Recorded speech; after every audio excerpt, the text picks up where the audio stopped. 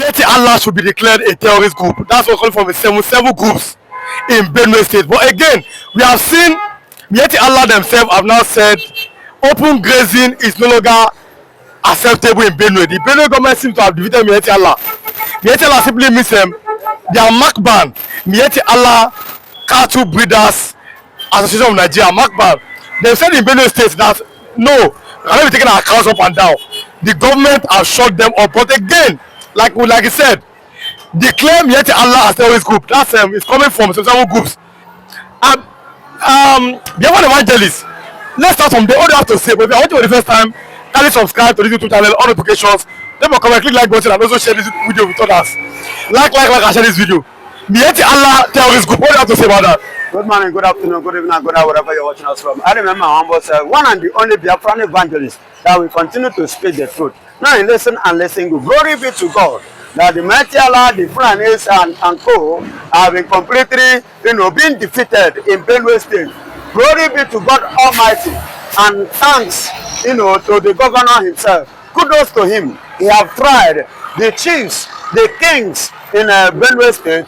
Yes, kudos to you people for this, a brave marching winning that you people have marched the Miyetti Allah and the winning and the defeat that you are giving to them. I am happy. These are one of the things that I've been asking. When I traveled, which I traveled in the month of February 15th. I traveled, which I spent almost 1 month. I discovered something, and I asked, what happened? That I don't see nothing like Fulani again in my place.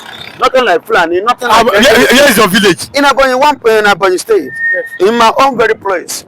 When I discovered that, and I began to ask, I asked question. It was just common brain that my people, the elders, use, to chase away these people. Do you know the policy? The simple policy ideology that if you are not an indigenous of this place, you will not be allowed to run any business. Are you getting it? If you like, come from Anambra. If you know that kind of strategy, that was how they used to push away the Fulanis. But should Imo governor and Enugu, we saw how 22 human beings have been killed in Enugu by the S-men. Should the Enugu governor should he copy the Benue State government? Of course he should. Of course he should. A good thing need to be copied. A good thing need to be learned. A good thing need to embrace. They need to embrace good things. Not all the time. Bad. Evil. For how long shall we continue in copying evil? Let's copy good things for once. It is good, and I am very, very much happy in Benue State that Miyetti Allah have been conquered. They have been completely defeated, and they are now crying. Which the other time, I don't know if finally they have started moving. They were begging the expecting instead of him always coming out to cry, coming out to complain. Carry action, do something to get something, and I am happy. The Miyetti Allah, yes. They have caused the Benueans, especially the Benueans, so much pain, so much tears, so much cry, so much weeping, so much losses, and so much disarray, homeless, fatherless, motherless. They have caused them. They have rendered so many children orphan today because of their selfish interests. But I am happy that finally, they have been conquered by the Mr. Governor. Then the question is that the Eastern governors, Opus Odima, Soludo, Wifu, what are they doing about the activities of the S-men in Igbo land? I don't really know what is in their mind, and I don't really know what is their plan. You can see today in Enugu State that Fulani have become the chief advisor in the government to the governor of Enugu State. I don't know what that one intends to achieve or what is the next plan, but I believe by the special grace of God, it just remains some few years. His activities in Enugu State will be over. All those nonsense will be over too, because all that they have, the evil seed which he has planted in Enugu State will be completely eliminated. Now, that's not present. If they did not do these two things, which I advise, Nigeria will not see anything. Either you restructure this country or you divide this country. Let everybody go their own separate way. And that's why we are looking onto that. If you allow the Southwest to go now, Lagos is enough to take care of Southwest. Yorubas will live a far better life than as they are living now. The Igbos will live far better. The North will live far better. Joining us together to be one person in National Assembly have to talk what will happen to Nigeria. It's killing us. Look at Nigeria can no longer eat. We can no longer send our children to school just because of one person. It will be the one that will give order. This is not acceptable. Nigeria government, Nigeria leaders should rise up and restructure this country, or you divide this country, let everybody go. Keeping us as one is killing so many people, and that's why you can hear that, oh, that man has gone. Yeah, but he did sick. What happened to him? Thinking. People can no longer pay their house rent in Nigeria. People can no longer send their children to school. People can no longer eat in Nigeria. Are we going to fold our hands and allow everything to go bad? Former governor of Benue State, Samuel Otom, said, Miyetti Allah should be declared a terrorist. Like IPOB, and there's a video to that, I've been declared a terrorist. Do you agree that Miyetti Allah too should be declared as terrorist? First and foremost, the IPOB are not terrorists. And that's why you are seeing today, the world refused to address IPOB as a terrorist. We know what IPOB people are fighting for. IPOB people are fighting to go on their own. They don't want to belong to Nigeria. Because Nigeria has marginalized these IPOBs. They have pushed them to one side. They don't want them to belong to Nigeria. I come to think of it. Who is Nigeria? What is the meaning of Nigeria in Yoruba land? There's no meaning of Nigeria in Yoruba. There's no meaning of Nigeria in Hausa. There's no meaning of Nigeria in Igbo. No, these British people, they carry us together so that they now name us Nigeria, so that we will not even understand ourselves. They use that name confuse us, so that they will be making us. That's why these British, they will not want Biafra to go. Because the day Biafra go, or Yoruba nation go, the end of British has come. Don't forget what happened. When the children, during that time, when they agree, they said they want to build a house to go and meet God. So that they don't need to be praying to God. You know, we human beings, we like what we see. That's why today some people serve, they serve soul. Some people serve different things. They believe they can touch. They wanted to build a house to go and meet God. They can communicate. They can go and meet God. God, why are you not giving me this? And God saw that these people, they will actualize this plan. They allowed them because they were speaking in one language. And what did God do? God used it separate their language. They could not understand themselves. You go and bring block. This one will speak Igbo. You go and bring a cement. What happened among us? That is how God destabilized them. They could not build that house to God. The same thing British used against Nigeria.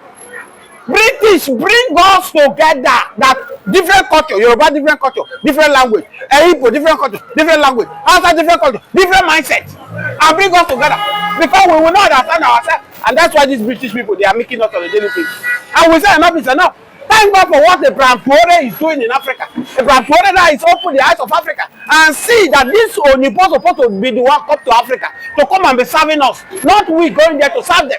Because God has given us the mineral resources in Africa to develop Africa, but because we allow these white people to brainwash us with religion, today we are now a slave to this Onipo, which is not supposed to be. Burkina Faso rejected 200 mosques from Saudi Arabia. And the Bible told Saudi Arabia, instead of building 200 mosques for us, why don't you give us schools and hospitals? Do you think that Nigeria will ever have a time to do that kind of same? Nigeria politicians are criminals.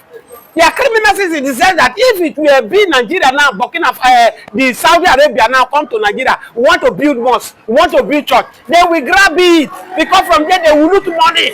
But look at the Burkina Faso, a man who mean well for his citizens. He told them it's not religion we need. It's not mosque we need. All we need hospital. We need road. I told you that religion has caused more damage to this country.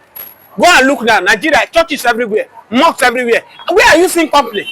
Most of this general overseer, most of this imam, they are using religion to escape poverty.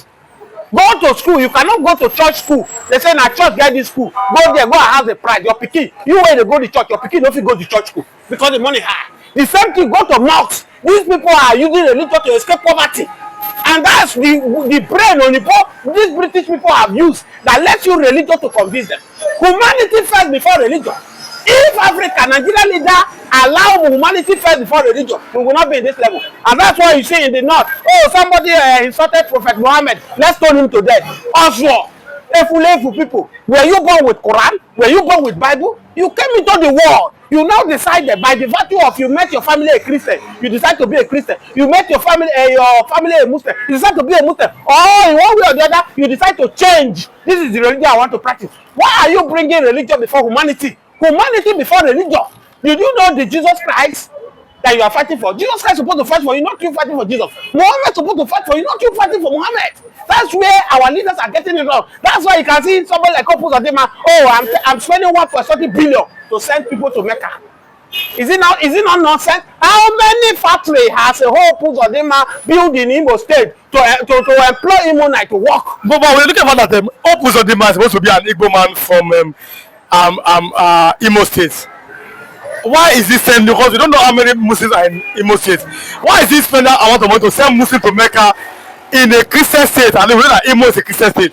Why do you think that he's trying to send Muslims to Mecca to over 2.1 billion naira? Oh, Opus Odema as Igbos, I'm not an Igbo man.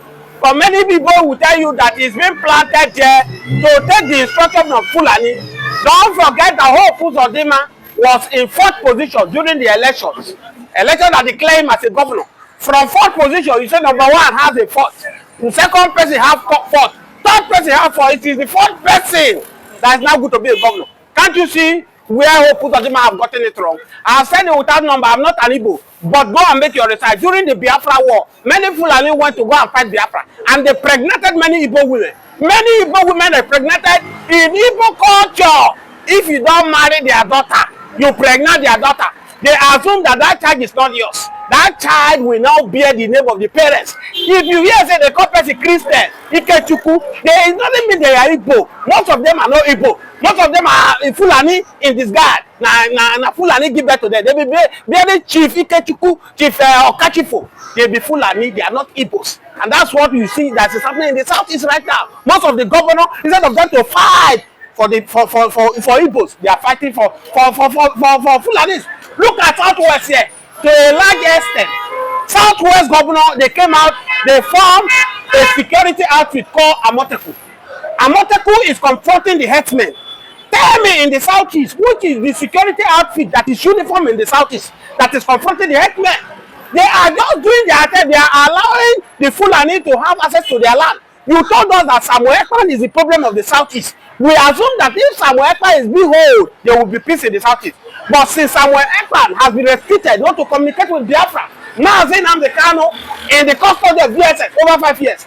As I speak to you now, more killing in the southeast, more kidnapping. So who is responsible for this? That is the question you have of Uzodema. That is the question you have of Soludo. The rest leaders who are telling you, oh, Samuel Ekpan is the one causing nuisance. Nnamdi Kanu is causing destruction. This set of people should be questioned whether they are real Igbo. As I have said it, whether you are Chief Ikechuku, whether you are Chief Uche, whether you are Chief Okafo, does not mean you are an Igbo man. Go ask Kutuda, go and make research whether during Biafra war, a Fulani man pregnated your mother and gave birth to you.